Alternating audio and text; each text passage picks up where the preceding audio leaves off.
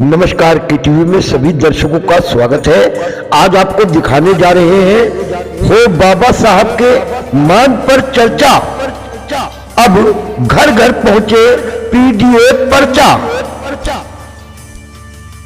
के स्लोगन के साथ पीडीए चौपाल का ऐतिहासिक नगरी काकोरी के चौधरी मोहल्ला में हुआ शानदार आगाज। लखनऊ के समीप ऐतिहासिक नगरी काकोरी में मंगलवार को विधानसभा क्षेत्र मलियाबाद के सेक्टर काकोरी प्रभारी आसिफ इश्तियार व पूर्व चेयरमैन नजमी खां की जानिब से पीडीए परिचर्चा का किया गया था आयोजन। हुई पीडीए चौपाल में समाजवादी पार्टी के दिग्गज नेताओं का रहा जमावड़ा।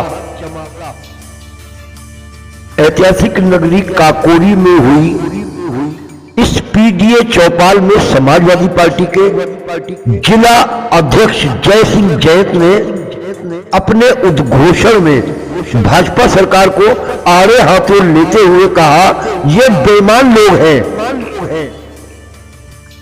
कार्यक्रम का संचालन काकोरी कस्बा निवासी लाला रमीज द्वारा किया गया। काकोरी में हुई इस पीडीए चौपाल में समाजवादी पार्टी के सभी कार्यकर्ता एकजुट होते नजर आए। कि जब राम गोपाल प्रमुख यहाँ एक समय पीलीभीत से एमएलए विधायक हुआ करते थे, हाजी रियाज साहब की एक बैठक चल रही थी, मुसलमानों की बहुत बड़ी बैठक को थी राम गोपाल ब्लॉक प्रमुख के यहाँ। तो हमने कहा बगल में बैठे थे इश्तियाक भाई से कि चलिए चेयरमैन साहब कि राम गोपाल जी के यहाँ एक बैठक है, हाजी रियाज साहब पीलीभीत से आए। तो कहने लगे तुम्हें यार मीटिंग की पड़ी है, हमारे गाँव के मुसलमान सताए जा रहे हैं, मैं पहले थाने जाऊंगा। तो ऐसे नेता को मैं बार बार नमन करता हूँ, उनकी और मैं आप लोगों को बताना चाहता हूं कि समाजवादी पार्टी के ऊपर आरोप लगता था कि ये केवल यादव और मुसलमानों की पार्टी। पीडीए बनाकर विरोधियों को करारा जवाब दिया और 2024 में पीडीए के द्वारा 37 सीटें जीती है। पीडीए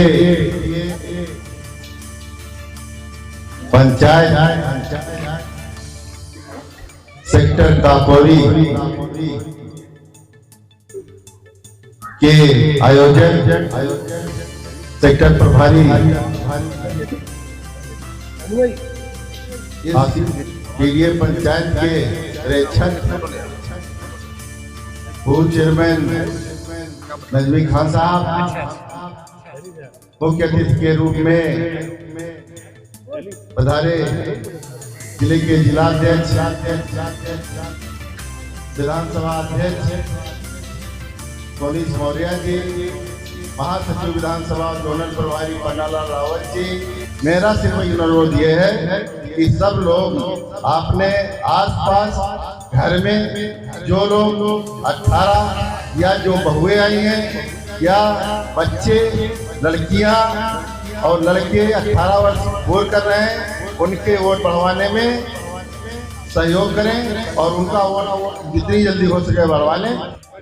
रंजन भाई, हम हिंदू समाज के लोगों से कहना चाहता हूं कि यदि अपने अस्तित्व को बचाना है, अपने बच्चों की जिंदगी को देखना है कि ये आगे नहीं बढ़े, तो इस भारतीय जनता पार्टी की सरकारों को उखाड़ फेंकने में अखिलेश यादव के साथ जुड़ना पड़े। अखिलेश यादव जी ने पीडीए का नारा देकर भारतीय जनता पार्टी को हिंदुस्तान में कमजोर करने का काम किया। जल नल से योजना शुरू किया, हर घर जल नल योजना में सबसे जो है, मान लिया पूरे हिंदुस्तान में हर घर से 100 रुपए 50 रुपए लेने लगेंगे तो पूरे हिंदुस्तान में कितना पैसा होगा। और ये बना करके किसी बड़ी कंपनी यानी अडानी अंबानी को दे देंगे और आपसे पैसा वसूल। कुछ दिन में ये भी आपको देखना होगा, अगर यही सरकारें बनी रही तो आपके गांव के किनारे एक जाल लगा देंगे।